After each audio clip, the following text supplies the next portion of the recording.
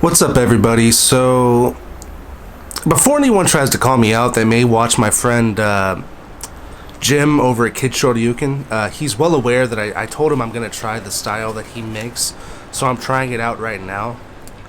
Unlike him, though, because as you can see from the footage in this video, I can barely hold the camera steady while making the video, so I could not talk and record at the same time, so I'm actually recording this afterwards, but I'm going to try to keep the audio from the original video in so you get kind of that immersive feel for this video.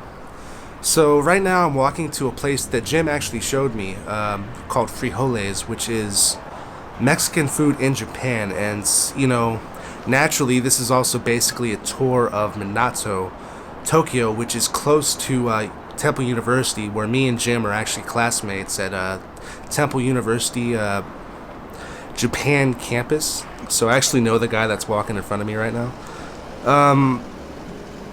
It's kind of it kind of sucks walking over here because I have because it's near Ozabu Juban Station, and my station, in order to get back to where I live near Shimura Sakawe Station, I actually have to take one station back. It's one stop, so it feels really stupid, and I hate having to take a train for one stop. But you know, sometimes Mexican food is worth it. And personally, it's not the best Mexican food in the world, but you know, for in Japan, it's pretty good. And there's your friendly neighborhood Lawson's. A funny story. That's actually it was originally. I forget which state, but it was originally a small store that existed in America, but Japan just brought it over and just ran with it. So now it's one of the biggest convenience stores in Japan. So I guess it worked out in that sense. But like I was saying, the Mexican food isn't on the level of, like, you know, Alberto's in San Diego, because I ate a ton of Mexican food when I was in San Diego. But it's really good for that fix of Mexican food, you know, when you haven't had it for a while.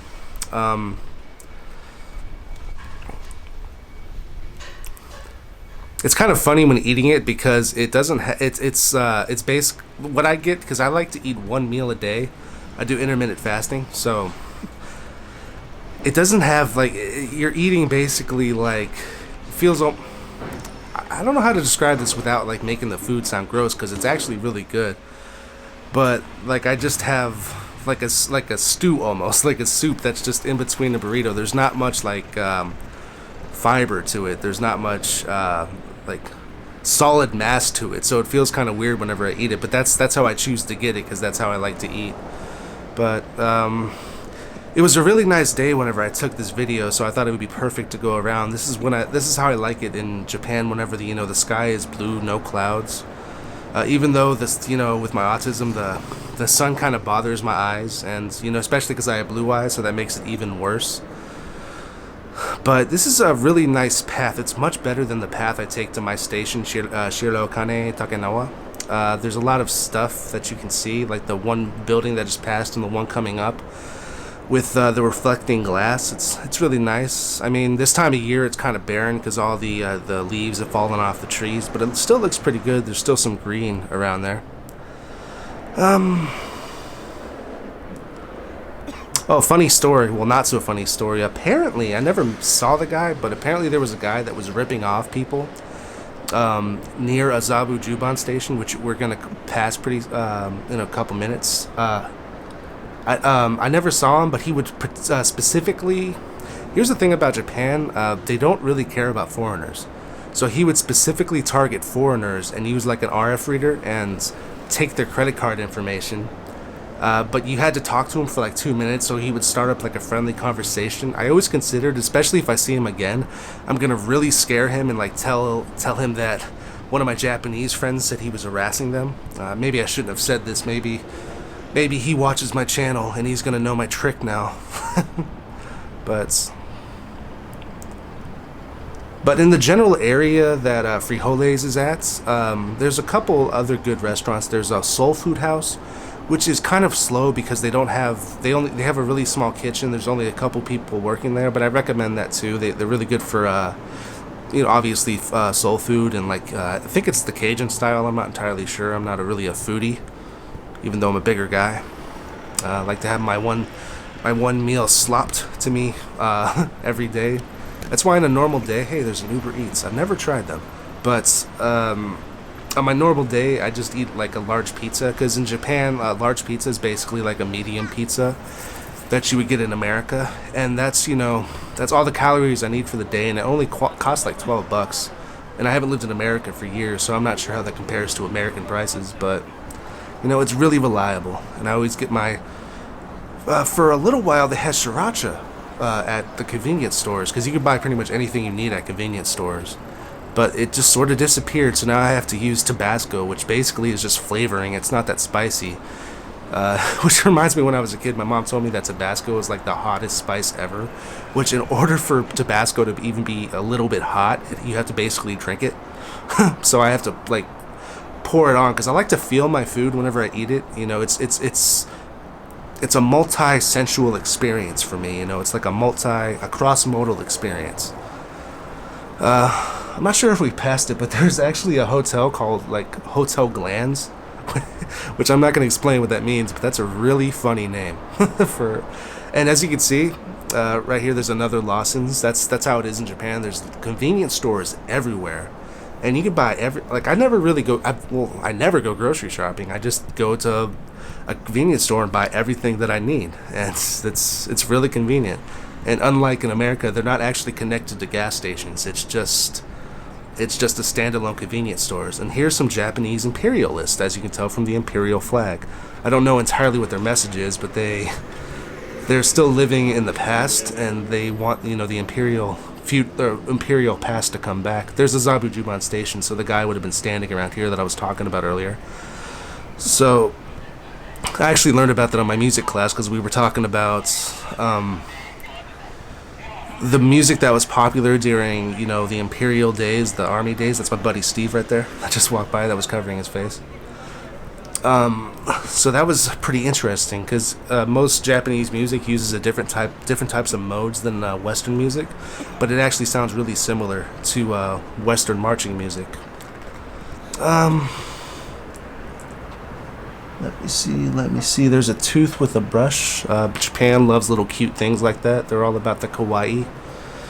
And here's the hotel right here. I don't think I caught it. Crap, I didn't catch the name.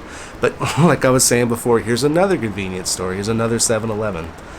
I think 7-Eleven, Family Mart, and Lawson's are the three most popular as far as I know. There's several others as well, though.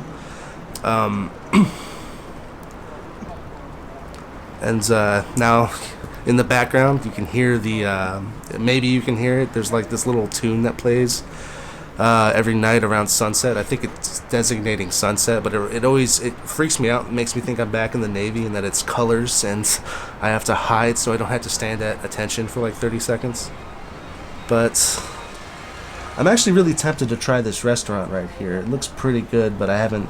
I'm very much into routines. I'm very much a creature of habit, so I haven't gone to it yet.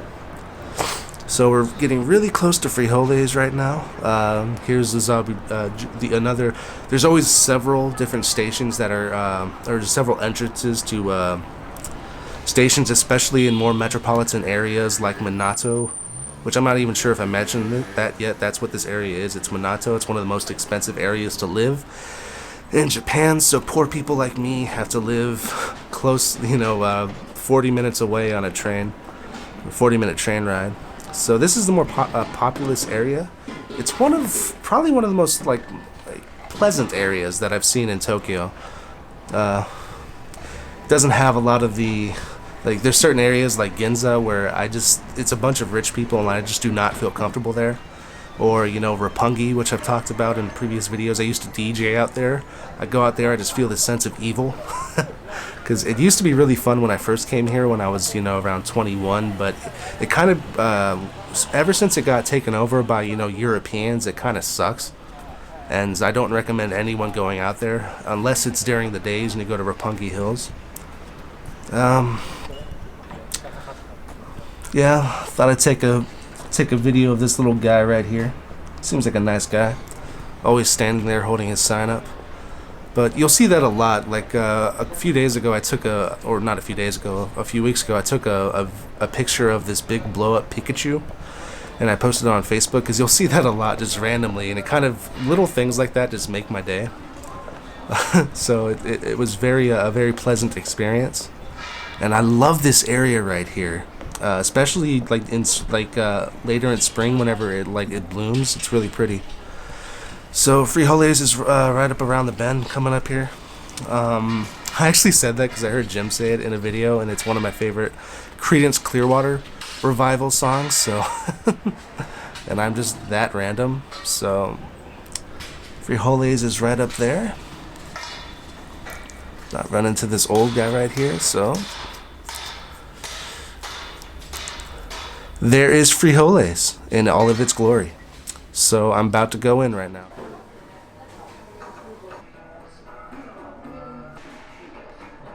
So the only real issue that I run into with Frijoles is that they have a really small menu, and they don't have that many like side options. I'm a pescatarian, or I eat a pescatarian diet, so I always get the vegetarian burrito. But apart from the burritos, and you also get the salad. You can also have a salad with the same ingredients instead of burrito. But apart from that, there's not that much else. But that's only the only issue. And there's like a good variety of like hot sauces and everything. So I say highly recommend it. So that's pretty much it for this video. So as always, if you like my video, subscribe. If you like my music, buy it. And if you hate me, tell everybody. Out.